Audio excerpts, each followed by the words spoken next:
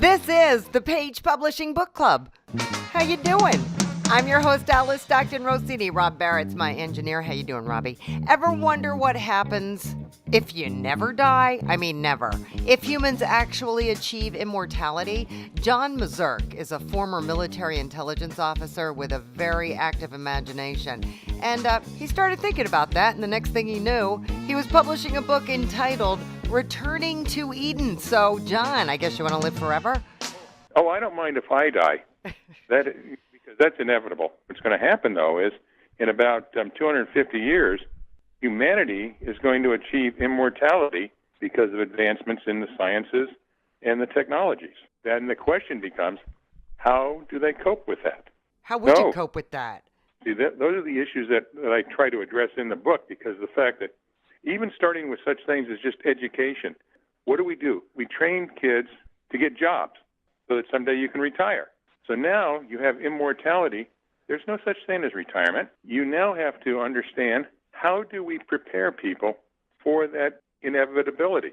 It's very challenging. And I spent a lot of time doing a lot of research trying to come to an understanding of how can we really do that in a society that is not set up at all like that.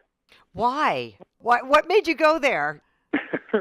Well, I honestly felt like I was inspired by a supreme being to bring this to light so that we can achieve what the Creator truly wanted us to do from the very beginning. Okay? Which is what? To achieve immortality. You know, religion says that when you die, you go to a paradise, you go to heaven, something like that. And different religions describe it differently.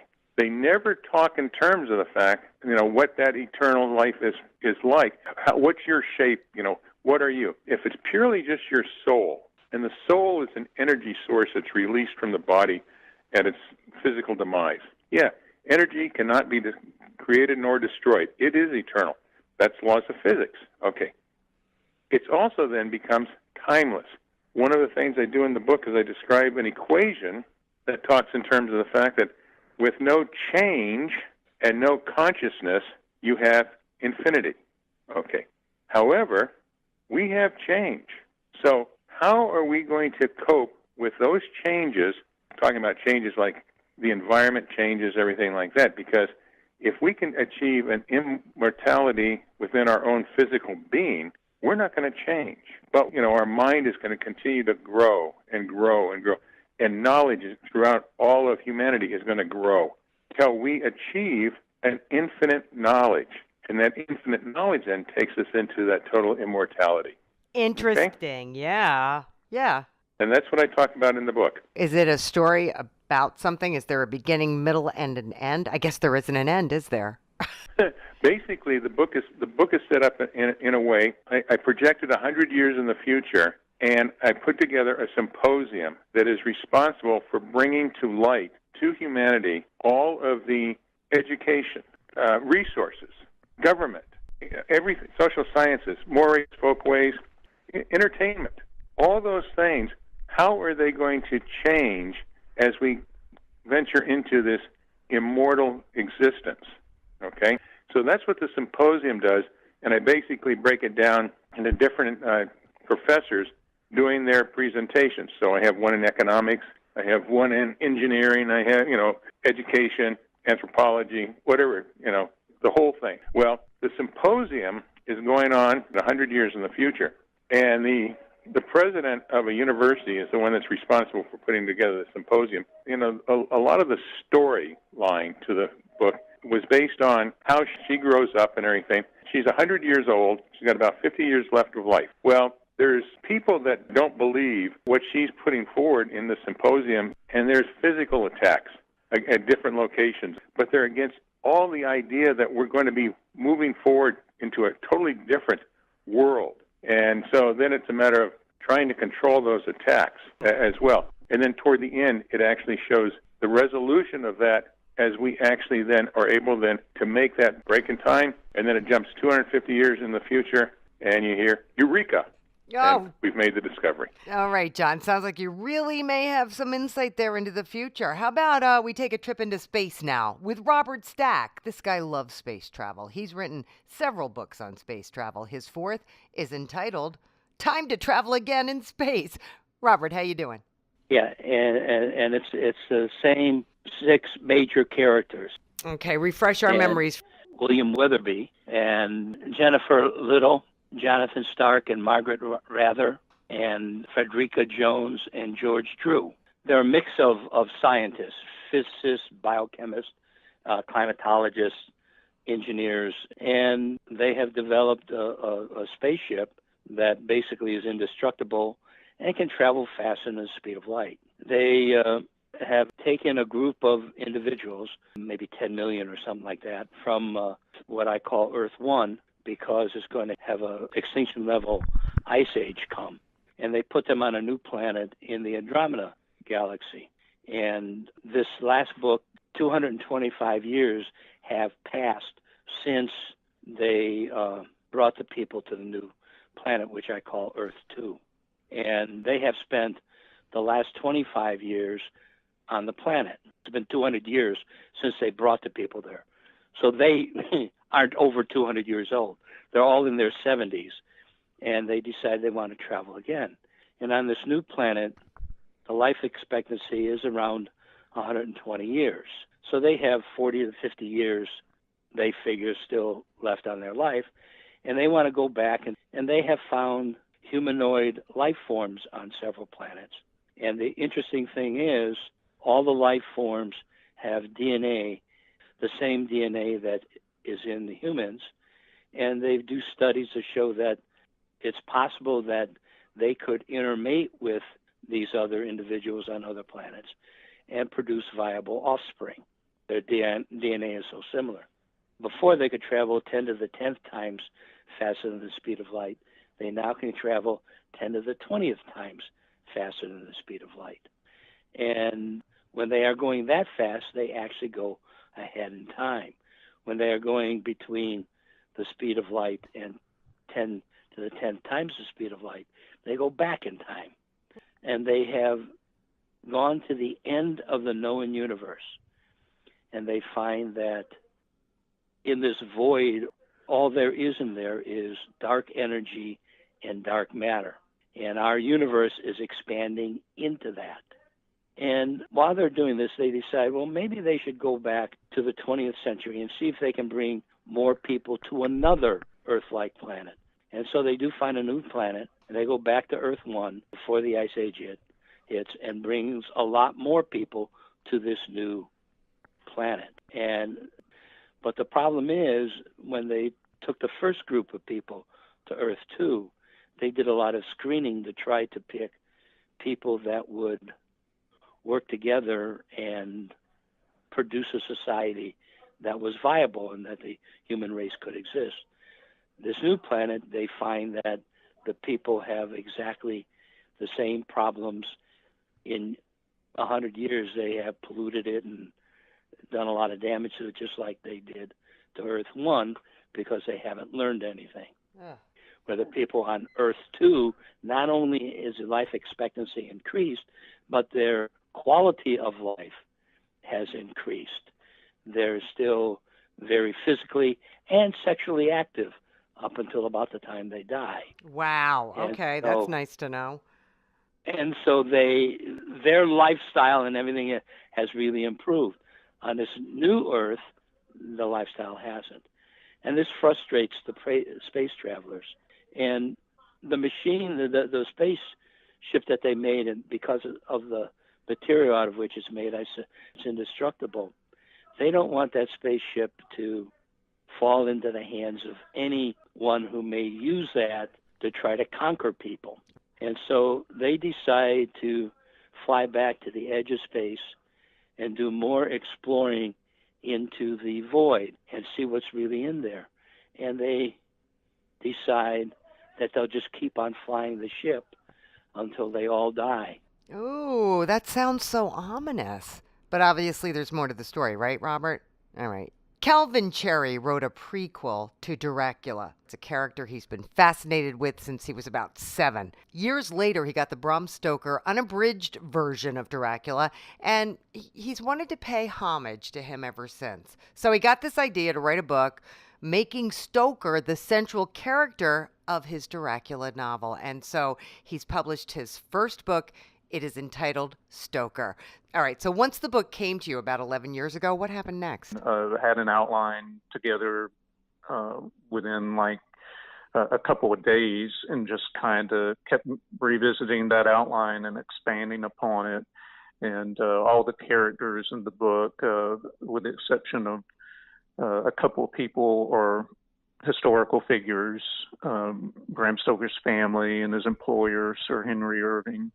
And so there's a lot of history that takes place of these people, real events from their lives, and it's all kind of merged together. Wow. Okay. So this is something you were thinking about for years before you actually had the chance to put it down on paper. Right. I just needed the right motivation, and once it came to me, it was like a obsession in a way. I mean, I was writing every opportunity I had, and just kept the first draft turned into a second draft, and it like doubled in length.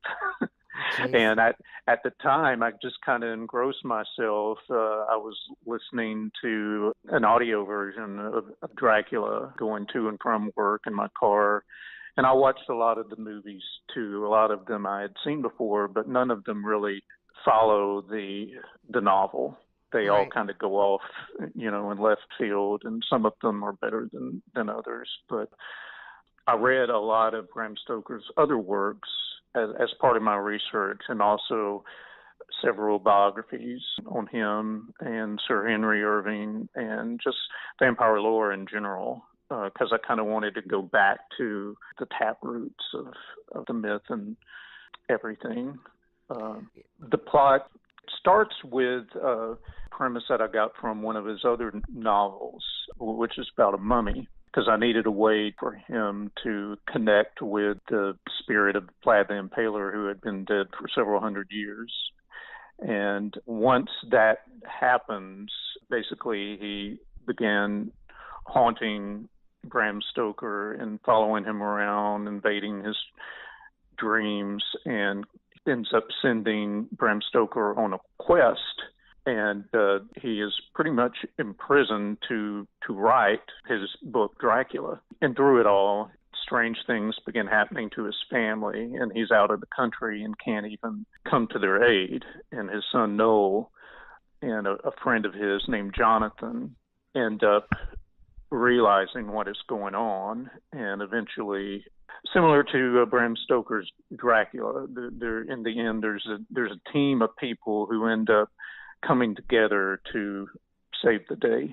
He ends up publishing Dracula, but for those who kind of know Bram Stoker's story, he really didn't make a whole lot of money from it, because he ended up dying soon after Sir Henry Irving passed away. So it wasn't until his widow, published Dracula's Guest, and it took a while for the book to actually take off. So sadly, Bram didn't live long enough to see that. But my book is kind of it foreshadows the events that actually Bram Stoker writes about in Dracula. You can kind of see some similarities between the characters. Do you have time to do book signings or anything like that? I did do a book signing on downtown Atlanta, and I'm trying to put another one together. But for right now, I'm kind of doing my own promotion, kind of selling books from the trunk of my car, and a lot of people are reaching out to me about where it's available online. So not a bad start at all, Calvin. And good news is you have an audience. Every crazy Dracula fan out there is going to want to read your book. So we have to take a very, very, very short break, but we are coming right back, and you should too. This is the Page Publishing Book Club.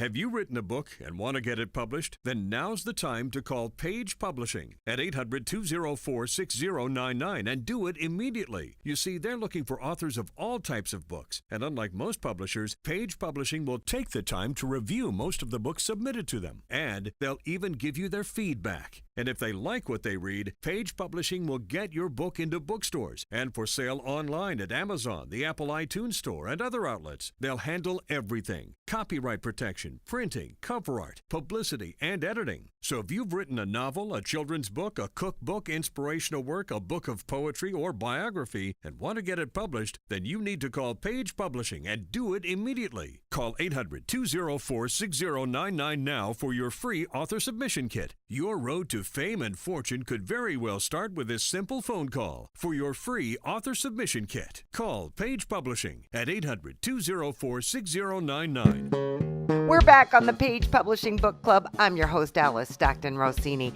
John Henry Hanks. What a great name for an author, right? He was a professional cowboy turned casino manager, and now he's an author. He's written 5 books, but this one, entitled The Western Trail, is the first one to be published. It is a trilogy about a Civil War hero who survives the unthinkable. Tell us more, John. It's about a guy that went through the Civil War and decided that he wanted to journey to the Pacific Ocean. And he became a cowboy by chance, because that's how he escaped being taken prisoner at the end of the war.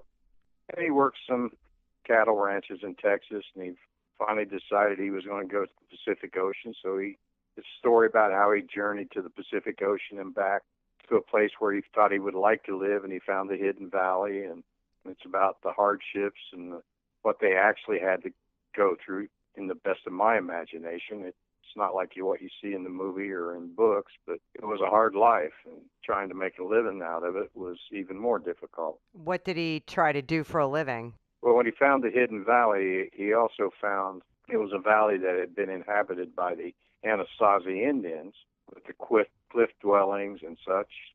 But he also found a stash of gold that the Anasazis had that nobody else had discovered, because the valley was hidden, and the Indian tribes didn't go there because they feared it.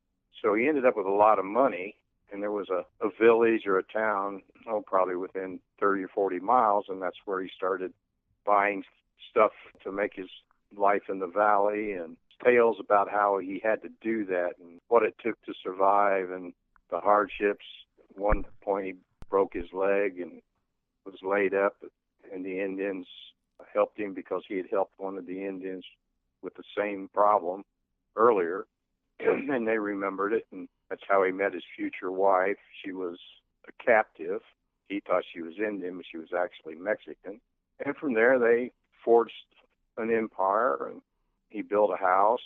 They lived in the cliff dwellings for some time, and he talked about wanting to raise cattle, and he acquired some, and it just didn't work out because the area he lived in, the valley would support some cattle, but not as many as he'd like to have. So he ended up trading out the cattle for horses, and he built a little empire in that valley, and that's what the first book is about. This is a trilogy. The second book of the trilogy is about his time in the Civil War, and then the third book is a continuation of the Western Trail. It's actually going to be called Beyond the Western Trail. Is any of this based on historical fact? Some of it is, some of it isn't, and I state that at the beginning of the book. On the whole, it's not based on historical facts as to timelines and that kind of thing. Is it based on anything that you've experienced?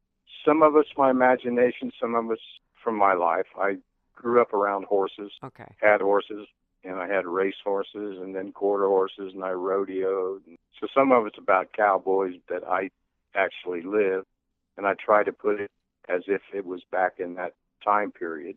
I just hope people learn something from it. I try to make it realistic. I try to make it to be what it actually was, the hardships and what it took to survive, and sometimes you didn't survive. Right. It's all good, John Henry Hanks. You're giving readers some food for thought. The name of Willie Frazier's book is all you need to know. It is his life experience with crack cocaine. The name of his book, Crack Smoking. It's about smoking crack and the sequence of events that people go through who does it. It takes over their life, how they allow it to become their everything, to a point where they disregard family, they disregard businesses, disregard their life in order to submit to the addiction. Tell me what happened. What's the book about? Through the years, it was a transition from smoking reefer, from taking pills, from drinking, and then eventually crack smoking. And then what's it do? It became addicted, habit forming, and a daily constant desire. So, like the first time you do it, you can become addicted? Yeah, you can. Yes, you can. It's like heroin. It's like alcoholics. It becomes that strong of an addiction. So how did you end up beating it? I went through rehab. I went through in and out of jail, and then the end results was rehab, inpatient rehab. And that worked for you? Yes, it allowed me to have 3 years clean so far. 3 years? Yes. Are you able to work? I mean, what do you do with yourself? As of now, I'm unemployed. I'm dealing with social service as of now. It's got to be tough getting back into the workforce again, right? Yes. I plan to write more, and I plan to do some transition with it from the paperback to like party albums, things of that, party CDs, and things of that nature. I mean, I'm sure there's a lot of kids you could talk to about smoking crack, and there's drug programs where you could talk about smoking crack and share your experience. Yeah, yes. Okay. How was it writing this book? Was it difficult? It was a reminiscence pretty much, and it was a joy to know the separation that came about from that lifestyle into the lifestyle that I have now, being, drug free. And it was a serious experience as far as like not only reminiscent, but the frightening part of knowing that you're just a move away from a reoccurrence of that and worse. What's the worst thing that happened to you? Losing family, losing loved ones, and then the guilt and the shame causes you to just isolate from society, from the workforce, from your relationships, from practically everything except for it. What was the pivotal moment where you said, I gotta stop? I had many of those. I have had many of those. I would have to say, just looking around, one time when I went to jail, I took a look at my life after like about 10 or 15 years of addiction. At that time, it was like nowhere. I hadn't went anywhere, hadn't made no progress, hadn't accomplished anything, and just, only thing I wanted to do was just continue to be around those type of people and around that particular drug. But that's when you decided you wanted to change. I chose to go to rehab after many arrests. Yeah. You said, all right, I'm going to go. And that did help you? Yeah, surrendering it all. Just completely, surrendering to knowing that the only way anything is going to change is if I change. If I change my habits, my conduct, my life, and to have a start, just like being addicted had to have a start, Well, Willie, you are proof that a person can kick a horribly addictive habit and still move on with their life. So you should be very proud of yourself. Thank you. Finally, Jerry Stafford tells me he was compelled to write and publish his first book. It is entitled Lighting the Path of Righteousness. Jerry. It's about how to live a Christian lifestyle and find out who Jesus is and how to follow him. Okay. What made you write it? A strong motivation for Christians to walk the talk and to glorify Jesus in their life. What is it that we need to do? The book starts with an introduction about how to know if you're saved or not. And it is, loosely speaking, it's a commentary on 1 John. You can know you're saved by, etc. This way you can confirm your salvation. And for those who need basic knowledge of walking the Christian life, they can find it in this book. I'm a firm believer that just making a profession of faith and then living the life that you've always lived is not authentic Christianity. Jesus teaches that salvation is a personal encounter with Him. And if you have had a personal encounter with Him, then your life will be changed. Becoming a Christian is three changes. It has a change of life, a change of heart, a change of mind, and a change of behavior. And if you haven't experienced change, if you're still living the same way you've always lived without those changes, you're not a Christian. You're just probably a church member somewhere. No, it's fine. I mean, I'm just trying to understand. What is it that motivated you? I was saved when I was 8 years old. I've been a pastor for over 50 years. I'm now retired from the pastor, but I still love the Lord, and I love people. And because of that love is my motivation. Do you talk about how you were saved in the book? Yes, ma'am. At the very beginning, as a matter of fact. A lady named, when we were children, we lived, you can tell by my brogue or my accent, but we lived way in the backwoods of Oklahoma, and we were afraid of people, actually, you know, how timid people can be in the backwoods sometimes. Anyway, one day a lady from down the road pulled in our yard in an old pickup truck with a homemade camper on the back of it. The lady's name was Violet Hobbs. She asked us to go to Sunday school with her at a Pentecostal church called Elm Grove over by Chester, Oklahoma. And myself, one brother, and two sisters rode in the back of that old truck to the Pentecostal church, and I accepted the Lord Jesus Christ while I was in that church. I experienced those changes, and to me, that's when the life in the Lord Jesus Christ began. There have been some ups and downs since then, but you know, we're still on the foundation, the Lord Jesus Christ. Yeah, right. Do you do book signings and things like that? Well, I've done some book signings, and I have a page on Facebook, and other people share my message in my books, and I sell books by mail. If they send me a check and $15, I'll send them a book.